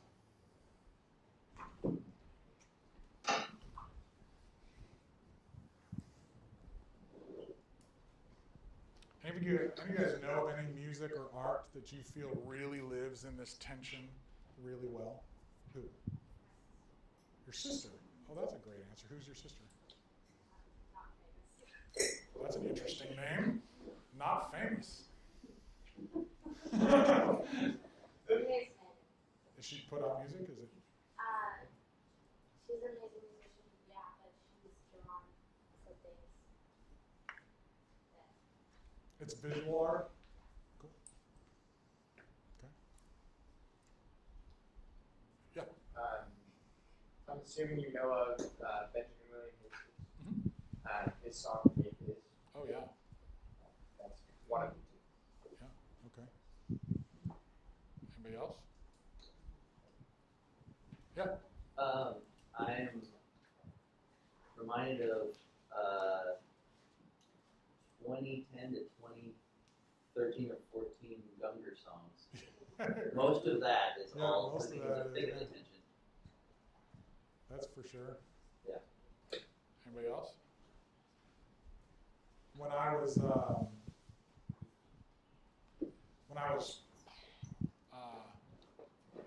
13, U2 came out with their record 40, and the song 40 is just Psalm 40. But I waited patiently for the Lord. He inclined and heard my cry. He lifted me up out of the sea, out of the pit, out of the miry clay. I will sing a new song. How long to sing this song? And man, that thing hit me. And they still do the song when they play shows. And there's been so many in my life, but that's really what I oriented my life around and my career around, was to find and highlight and celebrate artists who created resonance around that kind of stuff. So now, where does this leave us when it comes to worship music? You brought up Gungor. I mean, they were anomalies in this world. I worked with them. I was their publisher, and Mike's a good friend of mine. In fact, I have Mike on my podcast, and that was a weird one. But I mean, he's a weirdo.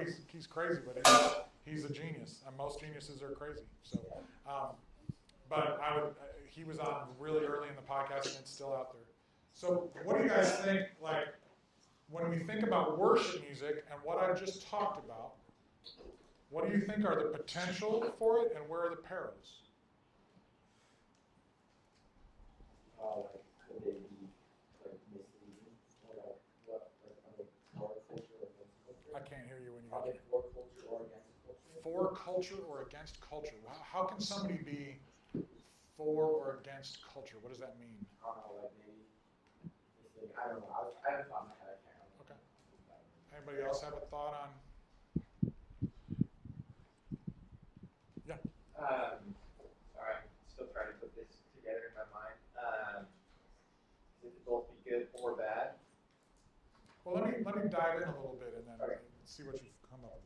The potential, when you think about worship and what we see in the Psalms, I think can paint a really great picture of the potential of what worship can be. And his graphic, I was saying it would be interesting to look at his graphic and color how many of the top 200 CCLI worship songs refer to all of the Psalms. And you'll see that only about 10% of the Psalms ever get covered by modern worship. And it's the same ones, right? So there's this massive atrophy because the Psalms of Lament are not getting talked about. There's massive blind spots. The orientation of the book of Psalms is to say, here's the entire spiritual life, here's the whole bipolar affair, right?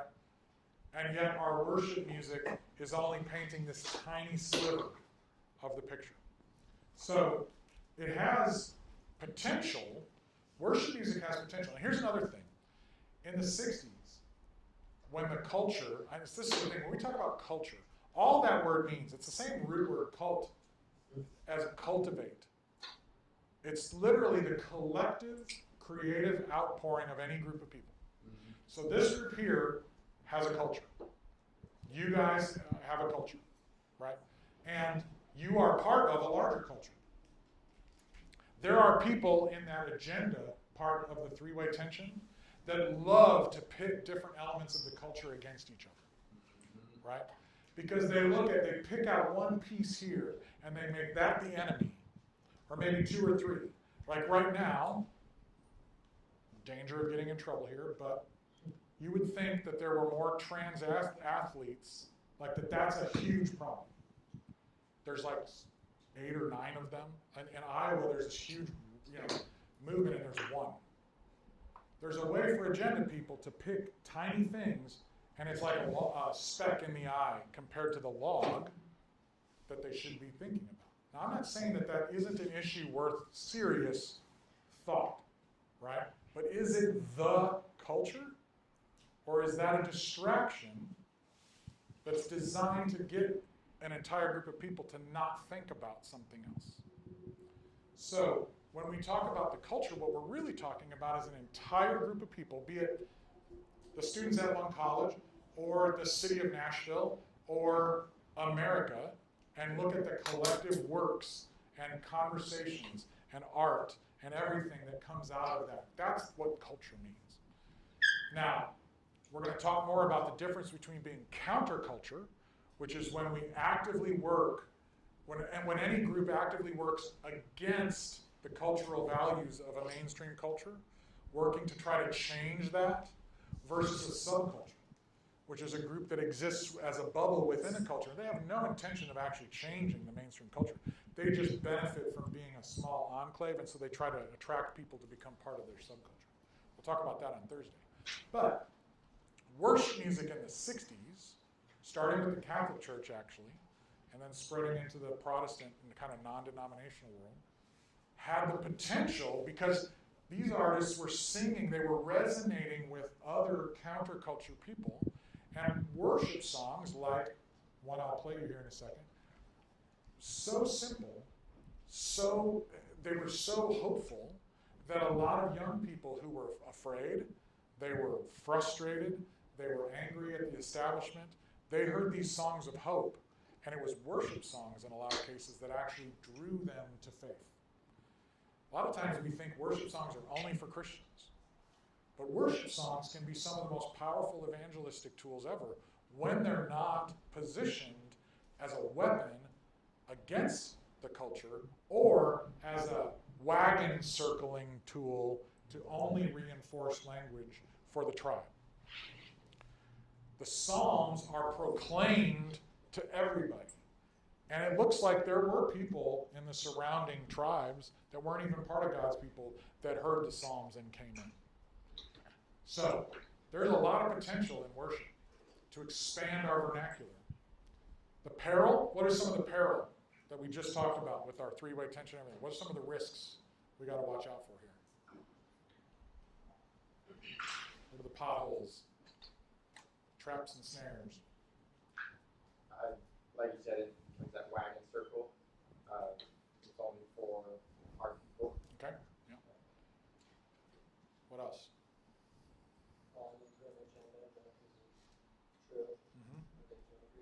Right.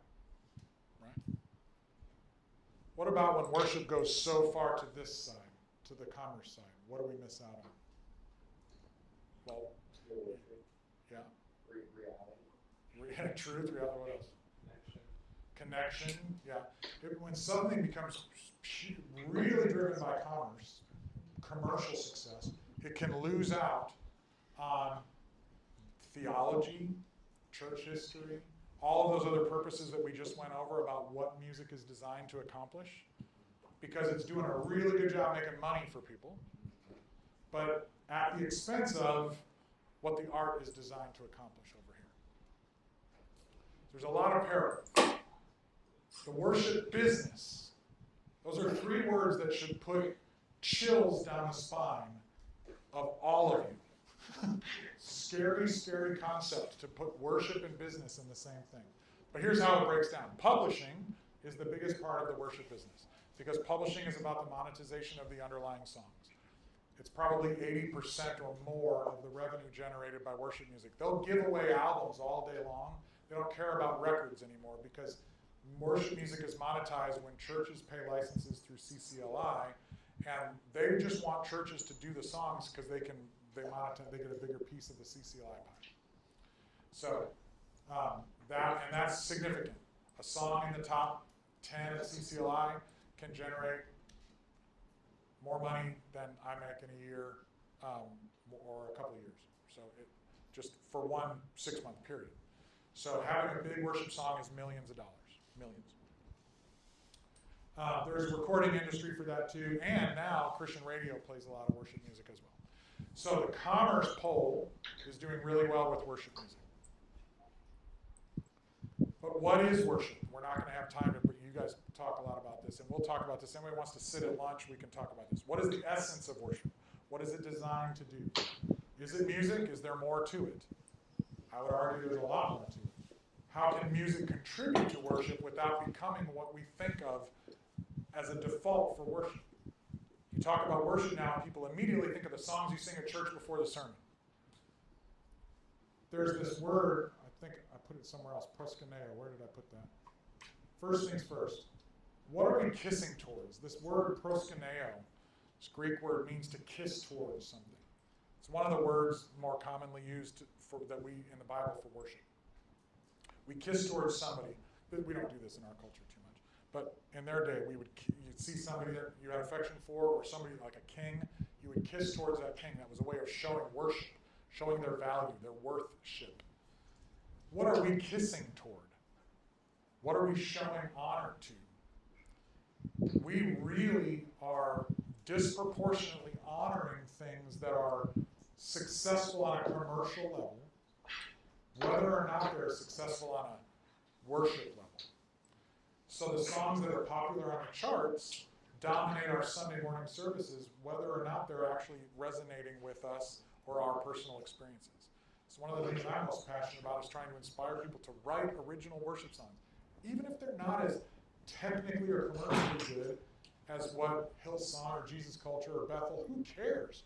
Just do it. Write a song about what God did in your life last month, or what God did in your community, because then it's an actual authentic expression of your culture, right? But when we compare ourselves and we say, well, we need to do a song that's as big or as cool as X, then we are back into the peril side of the formula, as opposed to the potential side of the formula. We've got to put first things first. We've got to think bigger. If you are going to be in ministry, if you are a songwriter, if you are an artist, if you this is any way part of your thing, we've got to think bigger than just the industry when we think about worship. We have taken worship, this incredible thing that involves everything from acts of service to the whole of our church service, from reading scriptures to when we go love our neighbors, to the way we conduct ourselves at school, everything, a life of worship, we've turned it all into 3 songs before the sermon. It's like Paul Schaefer or the band on The Tonight Show. And that makes sense because that's a logical outflow of our culture, but that doesn't mean it's good enough.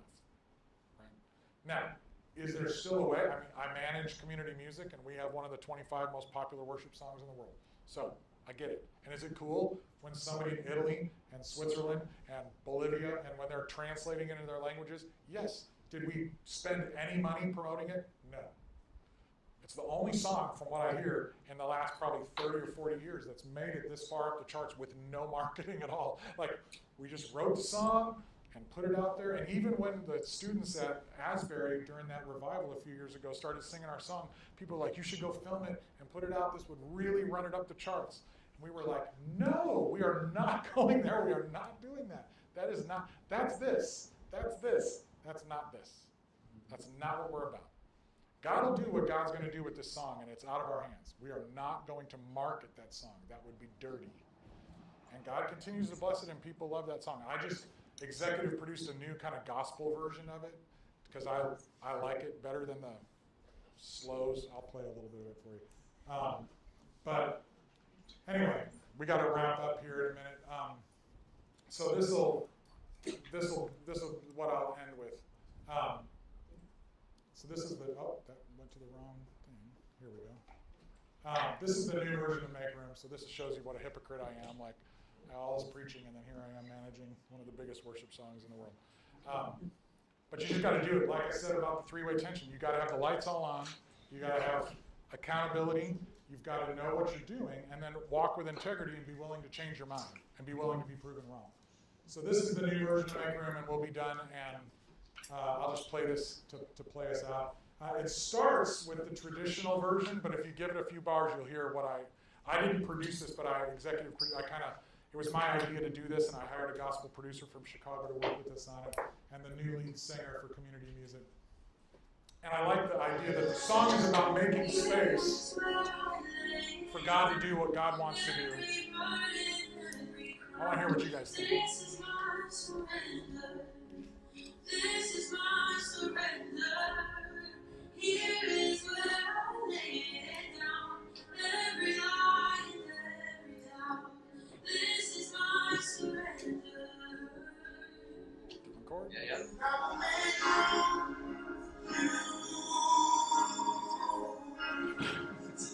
Whatever you want. Whatever you want. I will make room. So do whatever you want. There. Whatever you want. Here is where I lay it down. Every burden. This is my surrender. This is my surrender. Here is where I lay it down. Every night, every day. This is my surrender. And I will make room for you. Whatever you want. Whatever you want. What do you think?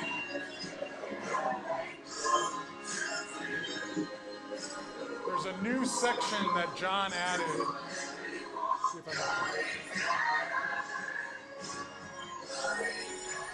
You've heard that part right here. No?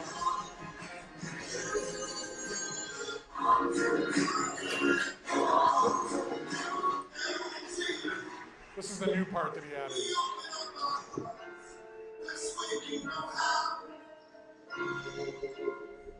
We won't just make room. No, we give you all. In case there was any confusion, we won't just make room, we give you all the room. We won't just make room. We give you all the room. We won't just make room. We won't just make room. We give you everything. We give you all. We won't just make room. We won't just make room. We give you all. We won't just make room. We give you all.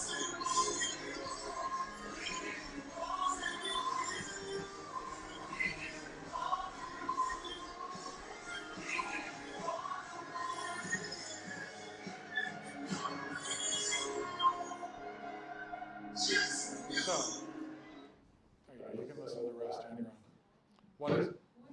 That's community music. That's the actual church that the writers who wrote it originally have moved on, but that's John Jones, who's the new worship leader at Community, and Lydia, she sang the beginning part, and then it's different musicians from the church and friends of the church and stuff in Chicago.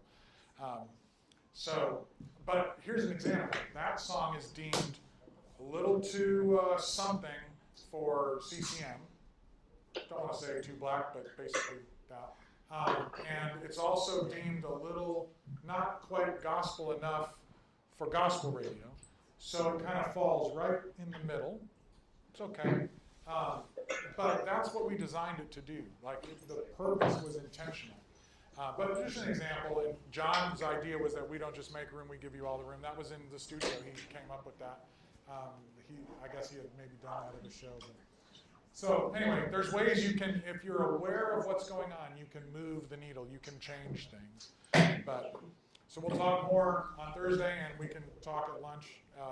Especially those of you who are specifically interested in worship.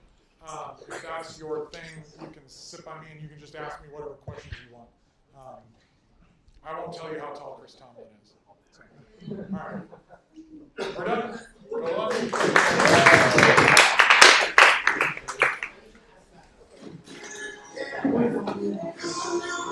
Wow, did I join you?